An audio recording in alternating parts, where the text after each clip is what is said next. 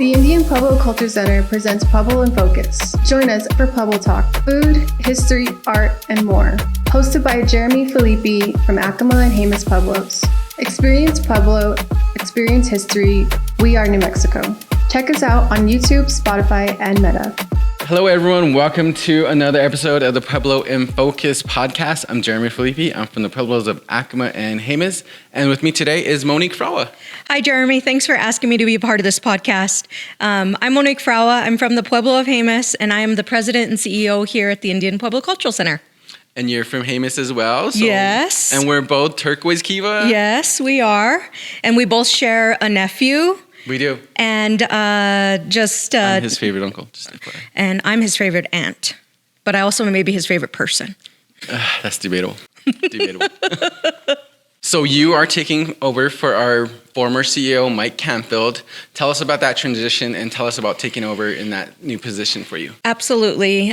So it's really humbling opportunity for me to step into the role, especially after Mike Canfield, who's a living legend, and really his vision, his work is all across this campus. Really excited for the opportunity to really just lean into that next chapter of the Indian Pueblo Cultural Center and what do we do next. Mike Canfield casts a long shadow, and I'm really thankful for all the mentorship, all the years that I was able to work under him, but now excited for whatever that next phase, whatever that next chapter is. Yeah, and like you said, Mike left a lasting legacy here. When I first came, I was surprised at all the things that we were doing because we have a huge property, and I think it surprises a lot of people the direction we're heading and just the new things that we're doing. And can you talk about his legacy and how you plan to carry that forward? Absolutely. I think that if you take a look at our campus and really the 100+ years that Pueblo people, Native people have been on this campus, it's just absolutely impressive to think back. And at one time, this was the location of the Albuquerque Indian School.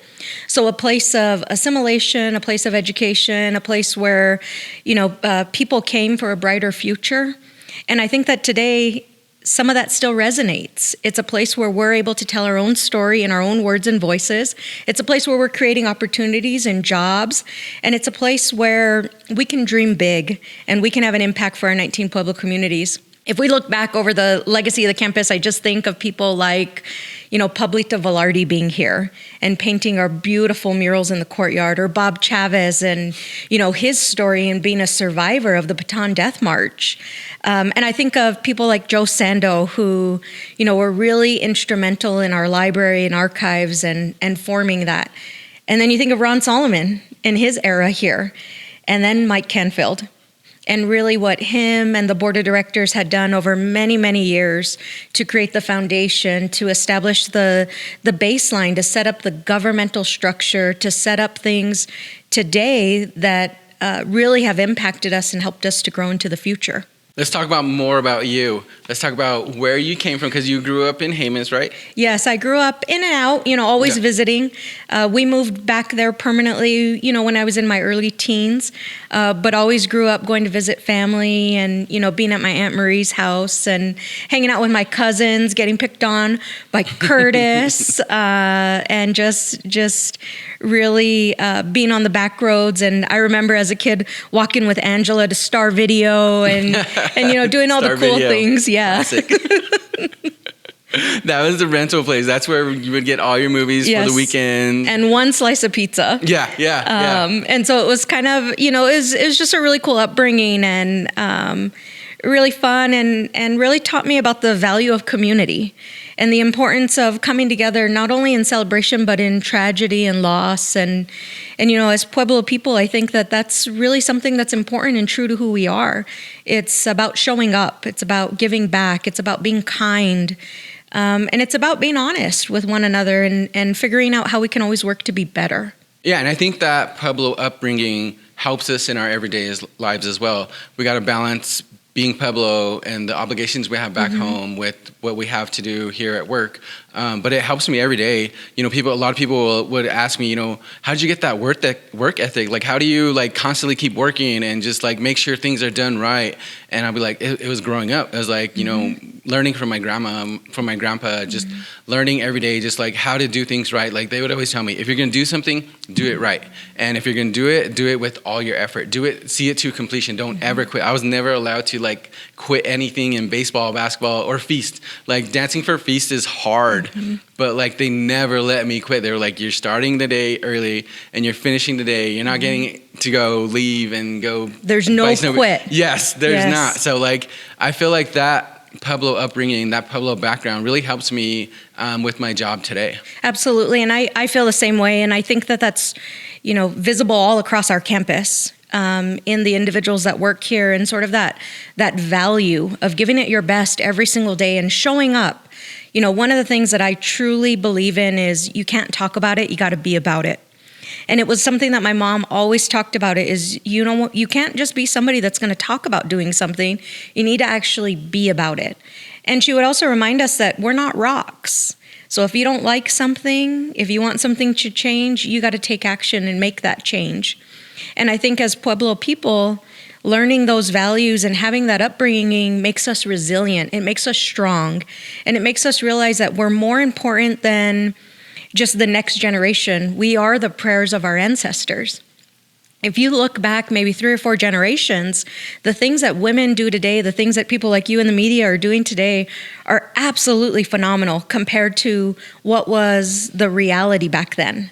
And now a lot of things have changed, and technology and, you know, all of that coming into the Pueblos has definitely had an impact.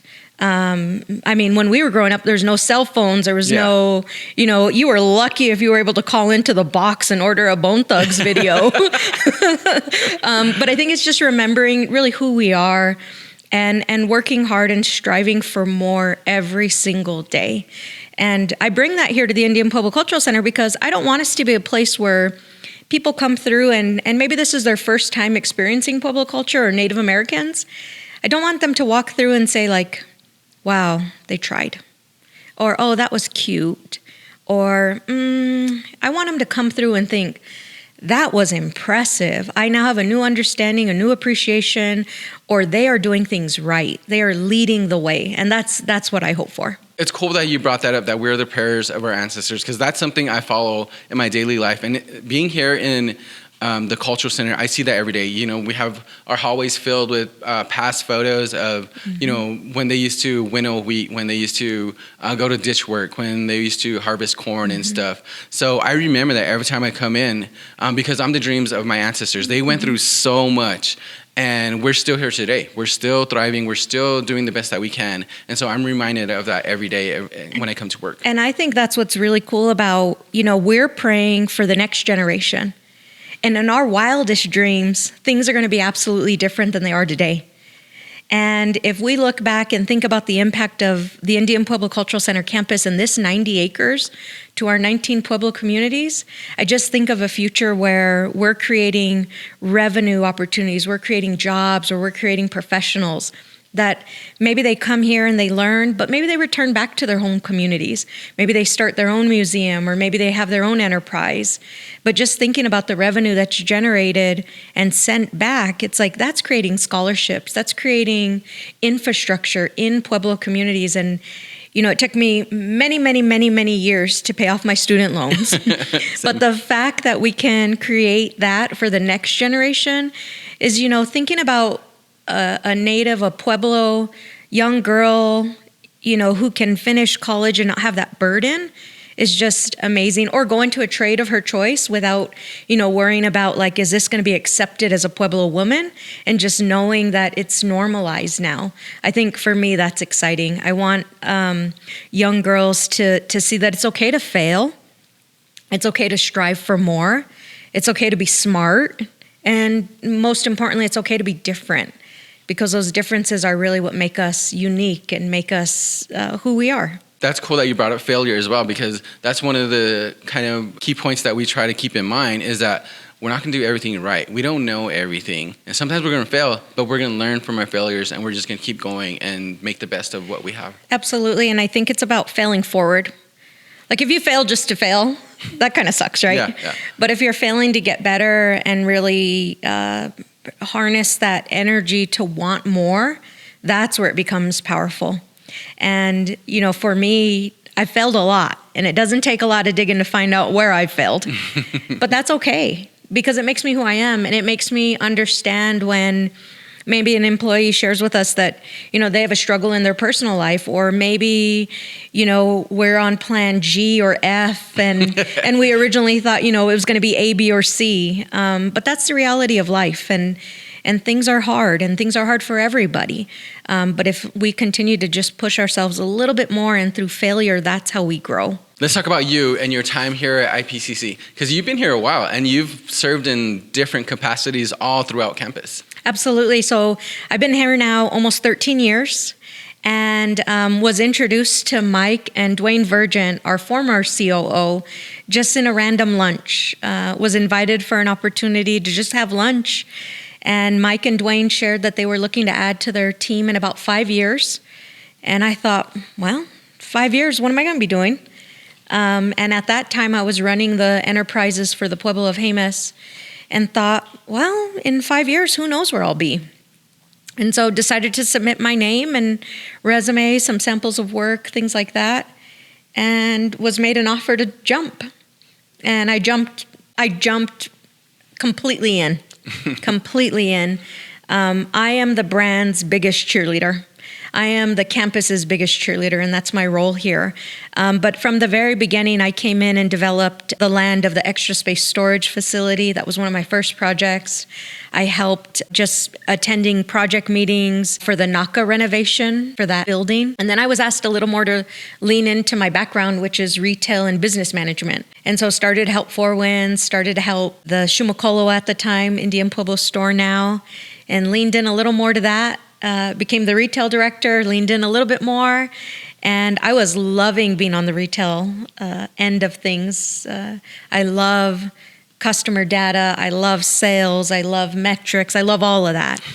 And they asked me to take a step back and be the museum director for a while, and jumped into that. And, every opportunity that I've had here, I've asked, that when I jump in, that I'm going to do it 100%, like you were saying, and not have a backup plan. Mm-hmm. You can't have a backup plan. So through my time as museum director, I was able to learn the nonprofit.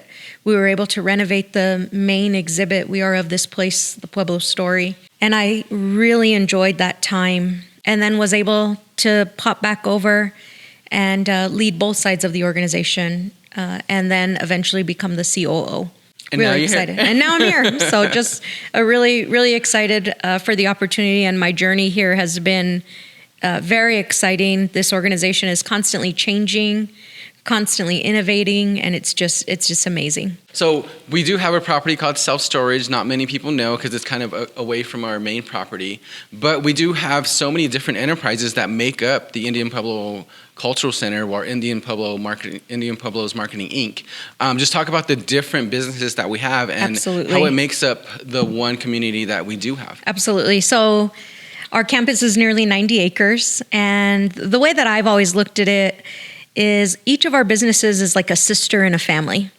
And each of those sisters brings something unique to the family and their own personality, their own brand, but they're all a part of this family.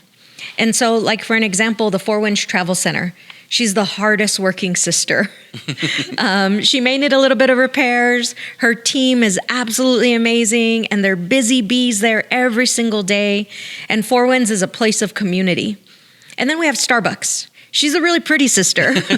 And everybody comments about the way she looks and the aesthetic. And she's still part of the family, but she's flying the Starbucks flag. Mm-hmm. And then we have Indian Pueblo Store. We have 12th Street Tavern. We have Rainwater Wellness. And you have to imagine Rainwater Wellness is the newest sister.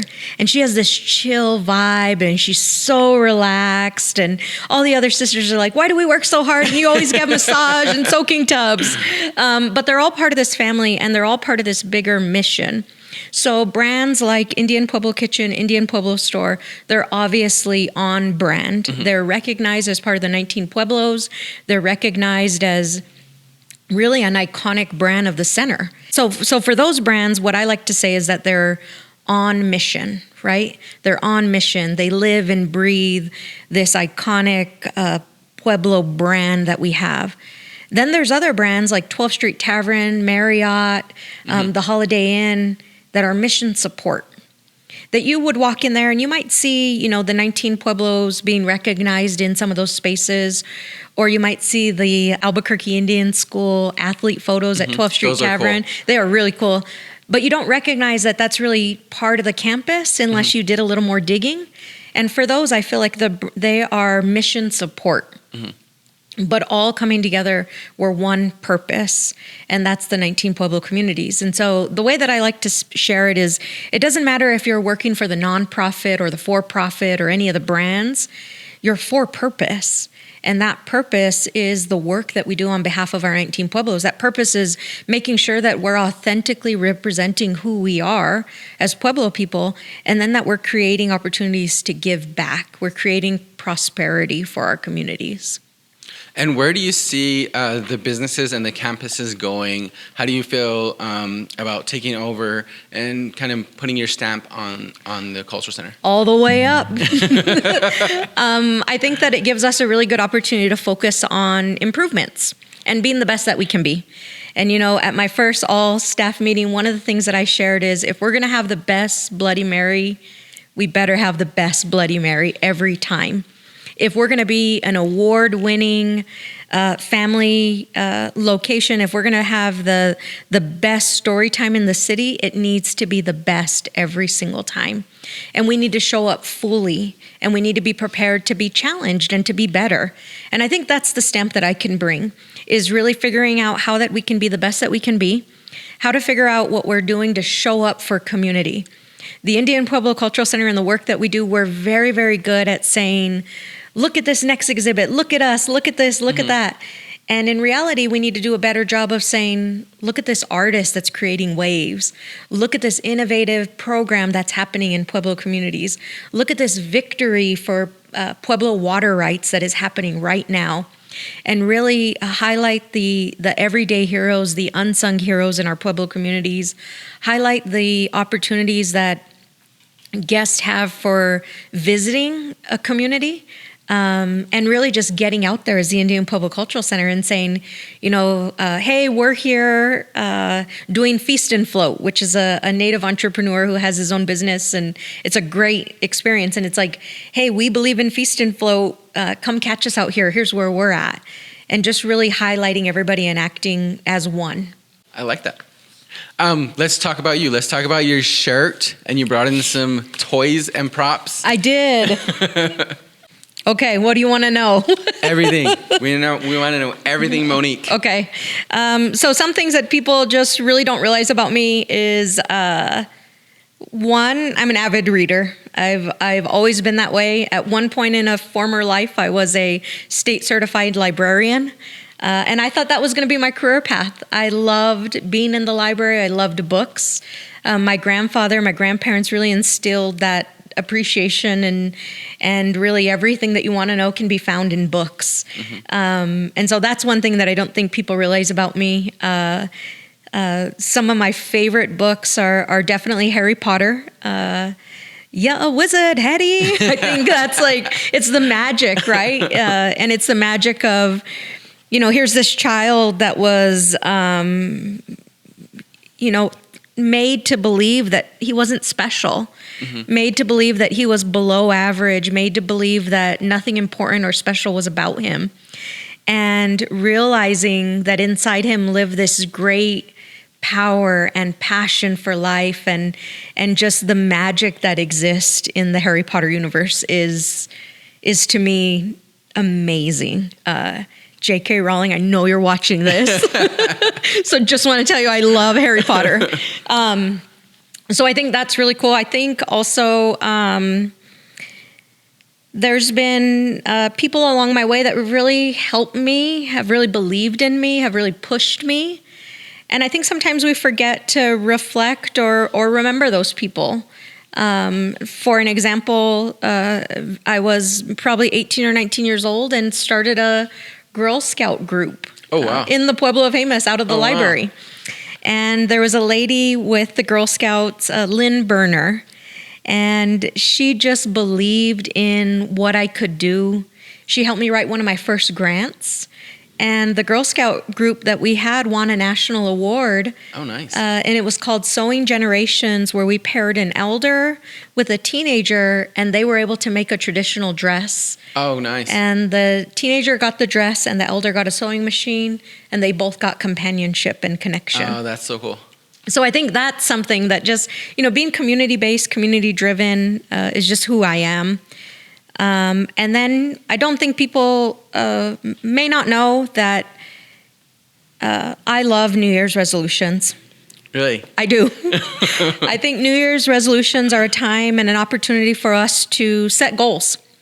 And it's a way that for me, every other year I pick a personal goal and then I pick a community goal. And so what am I going to do to give back? One that I can share is, for an example, picking trash. Mm-hmm. That's a community goal that we take for granted, that somebody's going to pick up the trash on the highway. Mm-hmm. And just a huge shout out to the Indian Affairs Department, because they're doing a lot of the community cleanups and bringing people together to do that work. But a personal goal, in 2019, I never won or placed in anything. Mm-hmm. I'm really good at being last. I have a ton of participation goals. Yeah, so I decided to, my New Year's resolution was try to win something. Uh-huh. And I didn't know what that was going to be. And, my son said, why don't you try archery? Because when you come with us, you just eat our snacks. And so learning to fail forward, archery has become an absolute passion of mine, and something that I'm really proud of, because you have to focus. And being a lady in archery, it's something that we're able to really connect and bond over. And just the more you put into it, that's the only way that you can improve. And that speaks to the jersey you're wearing today, yes. Because you were part of Team USA. Yes, I was. In 2024, I was able to represent the United States of America and shot in Slovenia at the World 3D Archery tournament, which was really exciting and such an experience. And the best thing of it all is to see women, like, just straight out sharpshooters, like Katniss Everdeen level. And then there's me. And I could not believe that I had the opportunity to do it.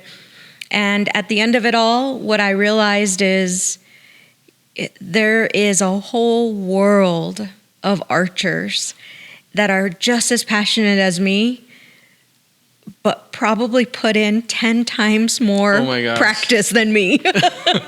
I finished 20th, I believe. But the really cool thing was I was able to see my mentor in archery, Mr. Archie Nixon, win silver for the United States. Oh, nice. And that was just a dream come true. And that speaks to our background as well, because everyone knows, like, that was our main weapon of choice, was bow and arrows. Absolutely. So I don't know why we host golf tournaments. Just saying. We should be hosting archery tournaments, but it's just really something fun. This year I was able to compete in the USA Archery Indoor, and I placed second in the nation, which is really exciting for me. Prior to that, the best that I had placed is third. And so I was super excited, and just, it's a lot of shooting. It's a lot of time that goes into it, but it's something that I'm able to empty my brain of any other worry and just kind of focus. Yeah, just clear your thoughts and just be in that moment and just enjoy and relax. Yeah. I get that. And you brought Orbit as well? Yes, I brought Orbit. So another little gem about me is I love Orbit. You'll see me in the line at an Isotopes game. You'll see me waiting with all the kids to get a picture. I think Orbit is absolutely my spirit animal. And I think that he believes in community. He shows up all the time. You'll see him at literacy events. You'll see him celebrating. You'll see him at the hospitals. He reminds us to dance like nobody is watching. Yeah. And he's always busting a move. He's always there. He's dancing. And no matter what happens, he's happy. Isotopes could be losing. It could be rainy. And Orbit is still happy. And it's a good reminder for us that, even in the darkest days, we have to find those moments of happiness. We have to find that gratitude. We have to remember what we're thankful for. And, I always remember there's going to be a silver lining. And the only way that we can see the stars at night is in the dark. And so if we're afraid of those dark moments, if we're afraid of that struggle, we're never going to have the opportunity to see the stars. If we're afraid of that thunderstorm, we're never going to get to experience a rainbow. And so I always, hard times, bring it on. Difficult conversations, bring it on. Just because I feel that's the only way that we're going to get better. That's the only way we're going to know what we're doing wrong. But it takes a lot of courage. And it takes a lot of strength to be able to, realize in those moments of darkness that there's going to be some stars.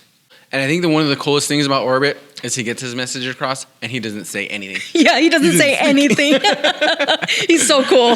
He is so cool. He doesn't need to. He doesn't need to. And I'm pretty sure he's a Cancer. I'm pretty sure that July is his birth month. I'm pretty sure that he is just a happy-go-lucky guy. Awesome. So we're sitting in front of this cool mural, and this is one of the cool projects that you've worked on. Talk about more that you've been a part of that are some of your favorite projects here at IPCC. Absolutely. This mural is definitely one of my favorite. We worked with Michelle Sosi Cisneros, and the story behind this mural is absolutely impressive. And she's just a wonderful artist. And, she talked about after the wildfire came through her pueblo and really the return of the animals to the land. The stories that the artists bring, they're always touching. And so that was definitely one of my favorite projects, is working with her and watching her painted and come in and really just celebrating her and her artistry. We have a couple of other murals within our Chalco rooms that she has completed as well. Another project that I'm super proud of is the Pueblo Pottery Mug Program. And you have one right there. And I do. I have one right here. From Acma. The Pueblo Pottery Mug Program was really cool because when we opened our Starbucks, everybody was asking for these clay mugs that we made to honor the Starbucks opening. And Ira Wilson, he was the manager of the gift shop at the time, he really leaned into working with artists to create these first 5 mugs. And after that, we sat on them a couple of years until we figured out the way to reproduce them. Now, one of the criticisms that we get is definitely that they're reproduced, which they are, because I don't know how many people would trust putting coffee or tea in a legit piece of pottery. Yeah. And so we reproduce them as a way that everybody can incorporate Native art into their everyday life. And I really love this project because we don't own any of the art designs. We license them from the artist. So that means that every time a mug is sold, the artist gets a portion of that. So I'm really proud of that project. It's a living art project. And so unfortunately, we've had 2 artists who have passed away that were participants in the program, but it just will continue to grow, and we'll add new artists in. Yeah, I have like 10 mugs at home. That's and awesome. I give them out for gifts every Christmas. That's awesome. And everyone loves them. But it's also, you talked about the 2 artists that passed, but it's a way of remembering them and carrying on their legacy, because those mugs are going to live on forever and ever. Absolutely. So Absolutely. Cool. Another project that I'm really proud of is really just the way that we authentically tell our stories throughout the exhibit, and really just working with Dr. Michelle and the museum team to ensure that we're telling our own stories in our own words and voices.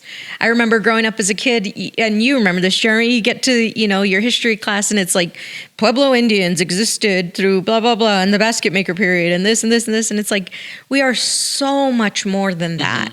And the work of, Brianna Fragua and what she's doing for the Indigenous Wisdom curriculum, we have heroes and they need to be highlighted. And so it's work like that that I'm super excited for. Yeah, our museum's cool. I give tours as well, and I love going through there and just talking about our history and just the different things that we do, and just like seeing people be like, I didn't know that. I didn't know that you guys did all this. I didn't know that. I didn't even know that you guys were existing still to this day. I see pictures in movie or in books and in movies, and it's all past things. And I'm like, yeah, we're still here today. We're still carrying on our traditions. I'm in a living embodiment of all my ancestors and everything that they taught. So I'm like, I'm proud to work here. I'm proud to be part of this culture, and I love taking people through the museum, and we're changing it all the time. We changed out the dance videos recently. We're going to change out the pottery exhibit. We're going to change out the art through struggle. It's exhibit. so true. It's like if you came one time, that one time is not enough. You got to come back because things are always changing. And I think that it's like one of those things. It's like when people come through here, maybe they had one idea of who we are as Native people, and maybe they leave with a completely different idea. Or, maybe it's a Native kid who's coming through through an exhibit, and they're like, wow, I never knew that. Wow. Or even if they're able to see themselves in the exhibit, or their grandparents or their aunties and uncles, I think that's cool. It's like, it's a place for us, by us, FUBU. Definitely. Dang. Okay, 90s. That's a throwback. That's a 90s throwback right there. Yeah, but for sure, even first-time visitors, they take something away. But like you said, even bringing Pueblo kids through and giving them tours, I just show them things, and I'm like, be proud of where you're from. Be proud of who you are, because your people went through a lot, and they knew a lot. They started one of the first calendars. They started so many different things that you should try to carry on. And they're like, oh, wow, this is such a cool place. I didn't know all this stuff. Well, even you think about economic development, like, Native Americans are absolutely the first traders, right? You're going to give me something and I'm going to want more for whatever it is you gave me. And it's like, that's what we are today.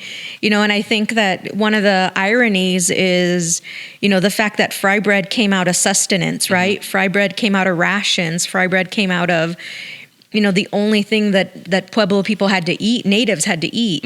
And it was a survival food. And if you think about it now, how much fry bread we sell out of the restaurant, it's amazing to think that as our culture evolves and changes, so do the times and so do we as people. And, what we think is normal today, in 50 years from now, people are going to think it's outdated. And we think it's innovative. And so it's just, it's just the passage of time. And as the Indian Pueblo Cultural Center approaches our 50th anniversary, I'm really excited to look back and celebrate who we are as a cultural center and the many phases that we've had. I envision something where, we're celebrating the employees of our campus, for the ones who have been here many, many, many years.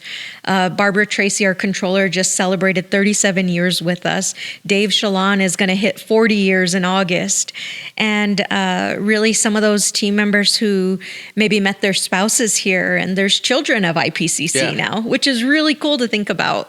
And maybe people that went to the Albuquerque Indian School and met their spouse there or work there. And this campus is just so much more than just a museum or just a restaurant. It is community. It is. And you talked about it, the amount of people that work here for 10, 20 plus years, it speaks to the culture here and just how enjoyable it is to work here. And like you said, there's kids who have grown into the system here. Barbara Tracy's son, Josh, works here. Dave Shalon's son worked here for a while as well. So it's a really great culture to be a part of. And I think that that's important. We got to protect that. We got to make sure that we are the top place to work. And it takes a lot to wear the Indian Pueblo Cultural Center badge. And there's some people that don't make it. And that's okay. Because it's a heavy, heavy thing to work for the 19 Pueblos of New Mexico. And we got to bring our all. We got to show up to be our best. And we got to be true to who we are. And so I'm just, really excited to lead the team and make this a campus that we're all proud to be at. So one of the things I brought Jeremy, which is kind of funny, is, growing up, we never had a lot. And my mom worked really, really hard for what we did have. And so my aunts and my family, we shopped at Goodwill, Savers, and I'm a really big believer in new-to-you clothes.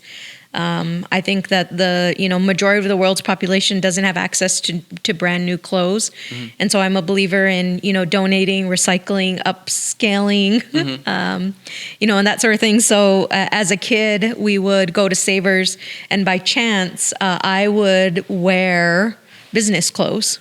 Oh wow! And so that's me in third and fifth grade, I believe.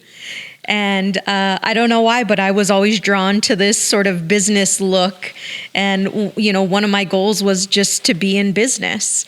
And so I'm just really thankful for the opportunity that here I sit so many years later and have the opportunity to do just that.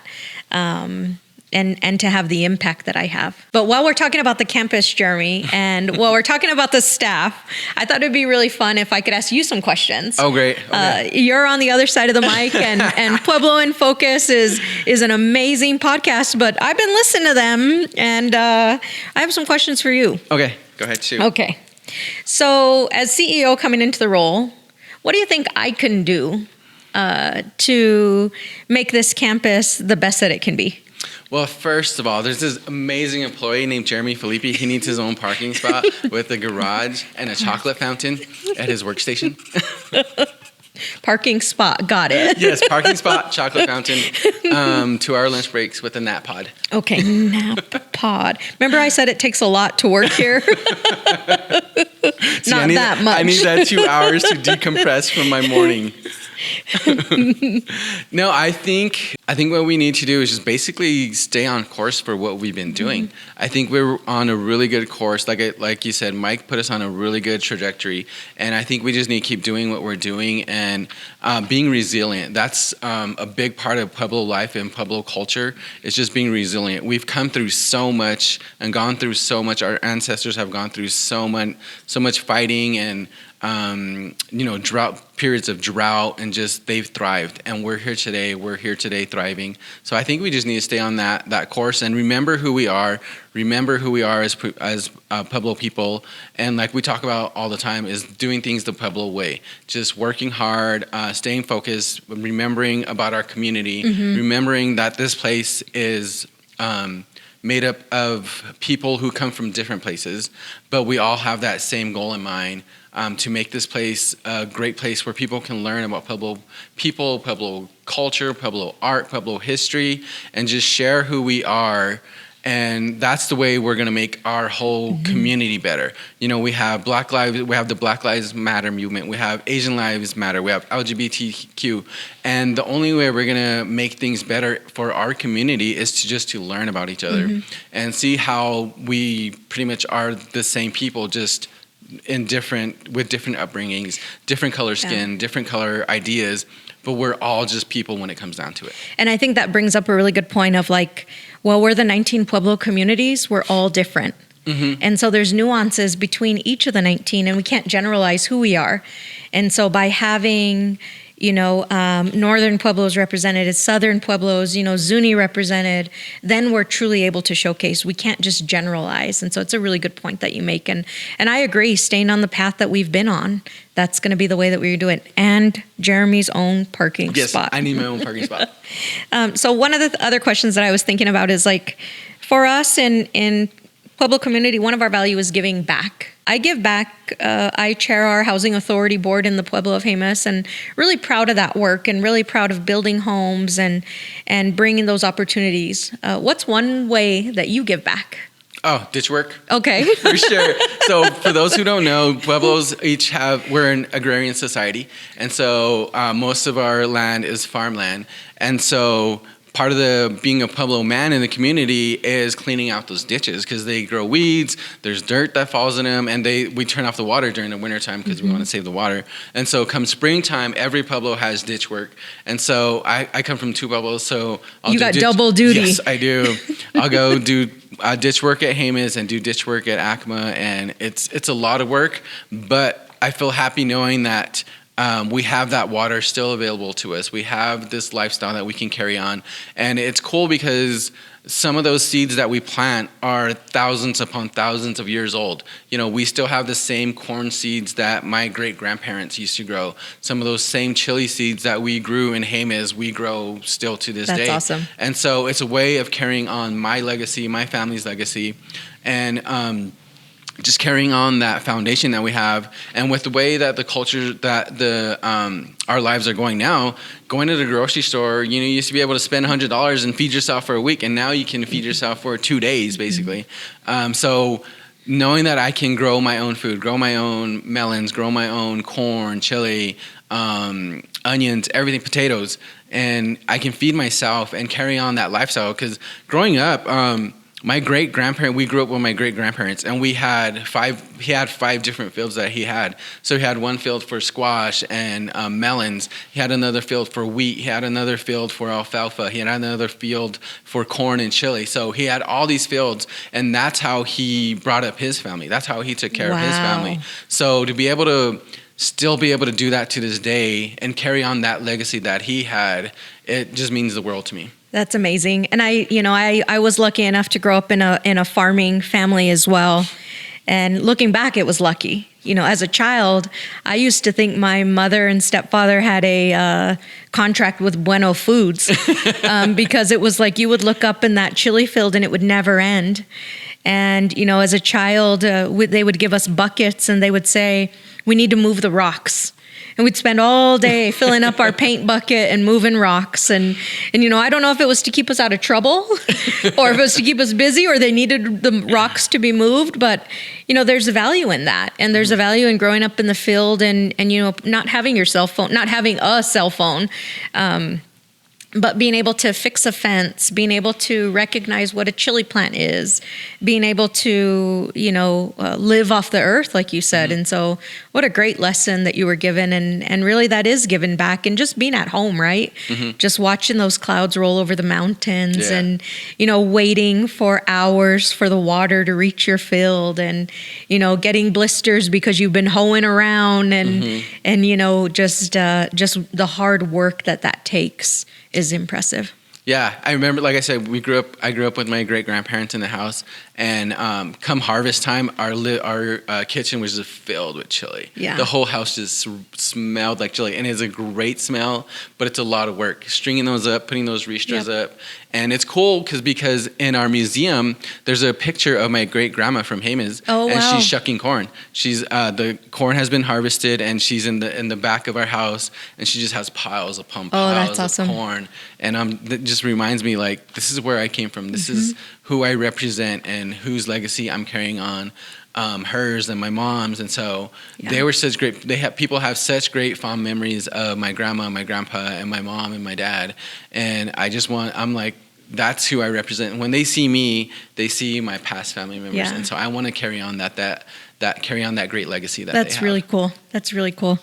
I think the other thing I was wondering is, like, Pueblo in Focus. It's a great opportunity for us to get our stories out. It's a great opportunity. What's your, big picture goal? What is your hope for Pueblo in Focus? Oh my gosh. So I want to be national. I want to have my own show on Sirius XM. Absolutely. Team Coco, we coming for you. I'm kidding. Like I said, I love being Pueblo. I love our culture and I love our history.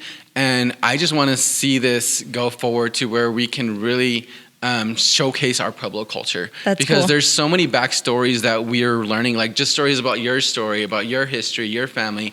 And we interviewed Mark and hearing about his uncle doing the baton or the commemorative march down in Alamogordo, and he beat him, and he's like 73 years old. And I'm like, that's amazing that he's still going forward to this day doing ultra marathons and just the different stories that humanize our Pueblo culture, and just that it's still going on and that it's still thriving. And there's just, like you said, there's different stories about even the mugs, how those came about and their backstory. Just listening to one of the artists on how they came up with the design and what those designs mean. I'm like, oh my gosh, this is so interesting. I could just listen to you talk and this backstory behind this mural. There's so many stories and so many different things that go on in this place that's what I want to keep showcasing, is that there's so much going on and that there's so much to learn from so many different people. That's awesome. What I want to keep going with. That's really amazing. And the fact that we're able to share the stories of the team and just a behind the scenes peek is really cool. And it is going to go national. It's going to go worldwide. We started with the little cards here, but we're going to have shirts. Yeah, you're going to have shirts. You're going to have swag. All within budget, of course. All within budget. I will get my parking spot eventually. What if I were to ask you just quick, favorite movie? Oh my gosh. Hoosiers. Hoosiers is my all-time favorite movie. It gets me every time when Ollie misses his shot. Like, is he gonna make the free throws? Is he gonna make them this time? Every time. Every time. Okay. Beyonce or Madonna? I guess musically, Beyonce. Coke or Pepsi? Pepsi. French fries or chips? French fries. Vanilla or chocolate? Chocolate. Tama or Emilio? Emilio, hands down. Emilio. Okay. Emilio. So that's it, Jeremy. But thank you very much for asking me to be part of the podcast. And I really hope that people gain insight about who I am and really the passion that I have for this place. And I am our number one cheerleader. And I believe that through and through here on our campus and out in the community, and any opportunity that I can get to share that passion, I'd gladly do so. So thank you for having me. And thank you for coming on. I had a great time with you. Cool. Thank you for listening to the Pueblo in Focus podcast. Be sure to like and subscribe.